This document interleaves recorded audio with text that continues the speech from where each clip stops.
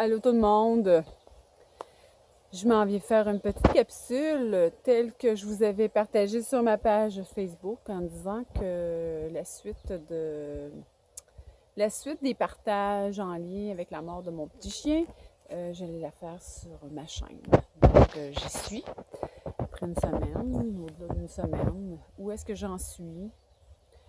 C'est sûr que la douleur s'atténue tranquillement. Euh, c'est sûr que c'est un deuil à faire. Fait que il y a le processus qui s'ensuit. Certaines personnes diront ah, c'est juste un chien, on passe à d'autres choses. C'est un animal, ça va t'en chercher un autre. Passe à d'autres choses. Reviens-en. Donc, avec tous les commentaires qu'on peut entendre. Ma prise de conscience après une semaine, c'est que je me rappelle à l'époque, j'ai eu un Golden que j'ai eu 12 ans de temps. Je l'ai pleuré tellement longtemps. Et là, c'est un ami qui me disait, tu te rappelles-tu à l'époque? Oui, je me rappelle à l'époque. Et versus avec le deuil que je fais de ce chien-là aujourd'hui, de ma capucine, c'est pas pareil. Puis en même temps, les deuils, ça nous ramène aussi à notre pouvoir intérieur. Ça nous ramène aussi à voir notre capacité de rebondir aussi après un deuil. Vous allez me dire, c'est facile, c'est juste un chien, c'est pas un humain. Mais c'est pas grave. Je trouve que ça nous confronte à une perte, ça nous confronte aussi à une douleur, ça nous confronte aussi à toujours à notre capacité aussi de voir au-delà. Parce que la mort, on l'entend partout, la mort, c'est une transformation, c'est une transmutation pour aller vers un second plan de vie, pour ceux qui y croient. Moi, j'y crois. Mais en même temps aussi, versus le chien que j'ai perdu à l'époque, je suis moins dans la grosse peine. À l'époque, c'est un chien de famille. Là, c'est vraiment mon chien à moi.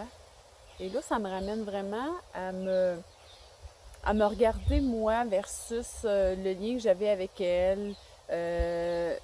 Puis je vous parlais de codépendance la semaine passée, mais effectivement, j'avais créé un lien de codépendance avec elle. Donc, j'étais tout seul dans ma vie, j'avais mon chien. Je savais que mon chien était toujours là. Donc, il y avait un ancrage, il y avait une présence qui était toujours là.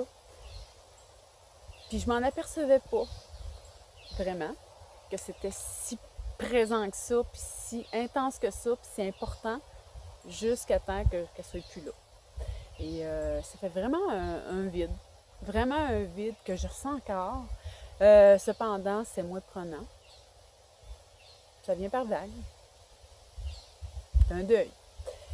Seulement, au niveau de la codépendance, les gens me disent, va chercher un autre chien tout de suite. Va te chercher vite. Il y a des beaux petits chiens, là. Vite, comble ça, ce vide-là au plus vite. Et moi, c'est non. Non. Je veux pas avoir un animal aujourd'hui pour venir combler la perte d'un autre. Je veux pas avoir un animal pour venir m'aider à combler le vide au niveau affectif que ça crée en moi. Je veux pas avoir un animal, une présence pour venir me protéger aujourd'hui, pour venir me sécuriser, pour venir, autrement dit, créer, remplir un espace dans ma vie. Puis en même temps, je veux pas avoir un animal qui va venir, autrement dit, suppléer à un manque. La journée que je déciderai d'avoir un animal, si je décide, ça sera parce que j'aurai une maturité à l'intérieur de moi, autrement dit, la paix sera établie. Puis en même temps, je voudrais vraiment aller vers la joie et le partage de la joie avec cet animal-là, et non pour combler une peine, un vide. Et ça fait toute une différence. Et c'est comme avoir un amoureux, un partenaire dans notre vie. Souvent, on se retrouve seul, tout de suite on remplit l'espace parce qu'on ne veut pas, justement, vivre tout seul. On ne veut pas être dans cette manque de présence-là. On veut pas. Et c'est là souvent qu'on se met dans le trouble. C'est là souvent qu'après un certain nombre, un coup que la passion est passée, que là on réalise, c'est pas vraiment la personne idéale pour nous. Mais l'animal, ben, c'est pas en ce sens, mais c'est plus que je veux pas me servir de cette présence-là. Je veux pas me servir de cette âme-là pour venir combler mon besoin d'humain. Parce qu'en même temps, il y a un âme à l'intérieur de l'animal. Et cette âme-là, ben, c'est sûr que lui, ben, c'est de l'amour inconditionnel. Hein. Lui, il est là pour nous. J'ai vu passer une citation durant la semaine qui disait que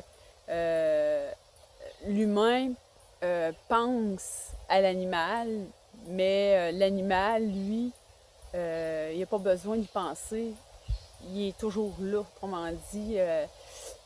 Il ne pense pas aimer l'humain. Il l'aime.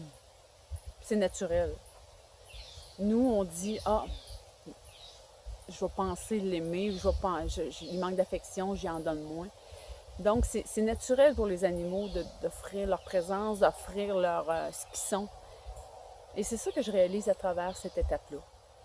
Et je ne veux pas faire subir ça à un autre animal qui va rentrer dans ma vie pour suppléer la perte de.